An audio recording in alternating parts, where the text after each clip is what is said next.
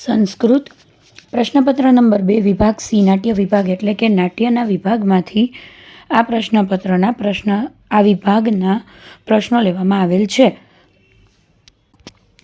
સૂચના છે, નીચે આપેલા નાટ્યખંડનો ગુજરાતી ભાષામાં અનુવાદ કરો. કોઈ પણ એક નાટ્યખંડનો ગુજરાતી ભાષામાં અનુવાદ કરવાનો રહેશે અને તે 4 ગુણનો રહેશે.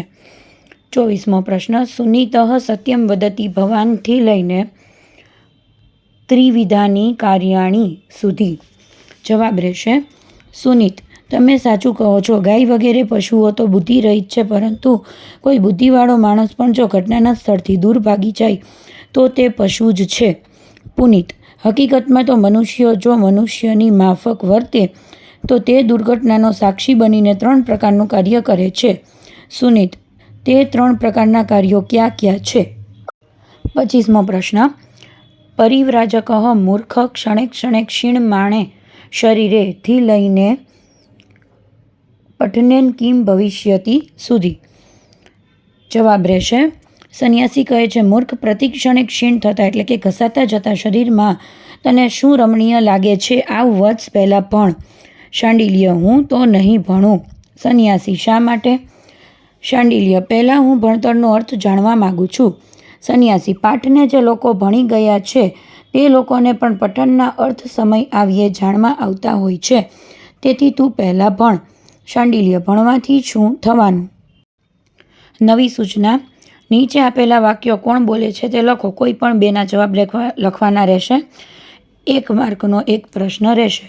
26મો પ્રશ્ન, મર્ષ્યતુ ભવાન મદવચના વગંતા ભવ.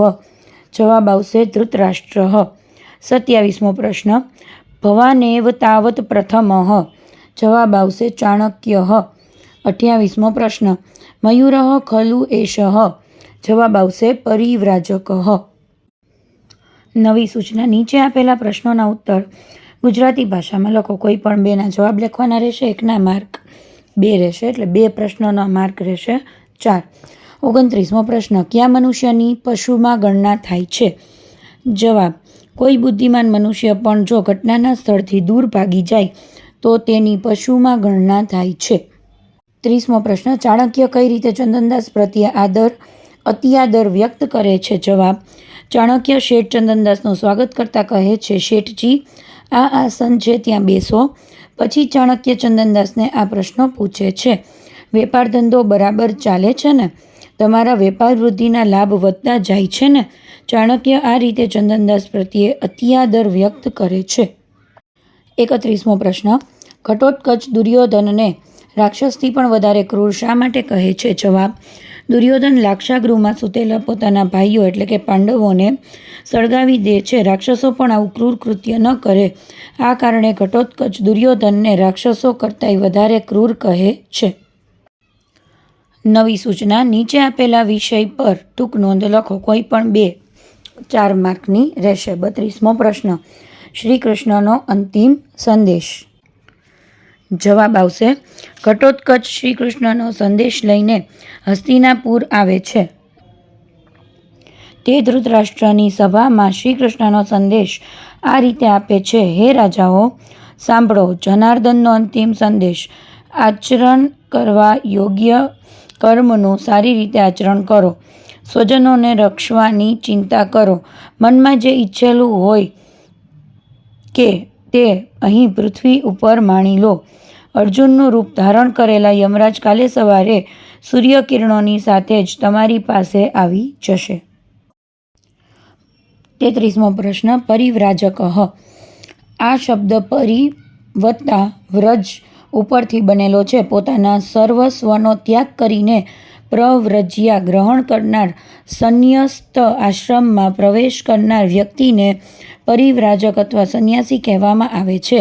તે પોતાના પરિવારનો ત્યાગ કરી સંસારના કાર્યોમાંથી નિવૃત્તિ લઈને ભગવદ્ ભક્તિ અને તપસ્યામાં જીવન ગાળે છે. ગુરુના રૂપમાં તે શિષ્યોને જીવનનો સાચો બોધ આપે છે. તે લોકોને વિદ્યાનું મહત્વ અને સમયનો સદુપયોગ સમજાવે છે.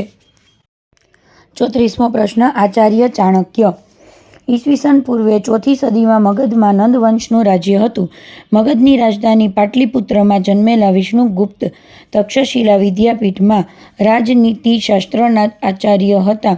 વિષ્ણુગુપ્ત ખંડિત થતા રાજ્યોને અખંડ બનાવવા અને નંદના અત્યાચારથી પીડાતી પ્રજાને અત્યાચાર મુક્ત કરવા રાજનીતિમાં સક્રિય થયા અને નંદવંશના અત્યાચારી શાસનને સમાપ્ત કર્યું.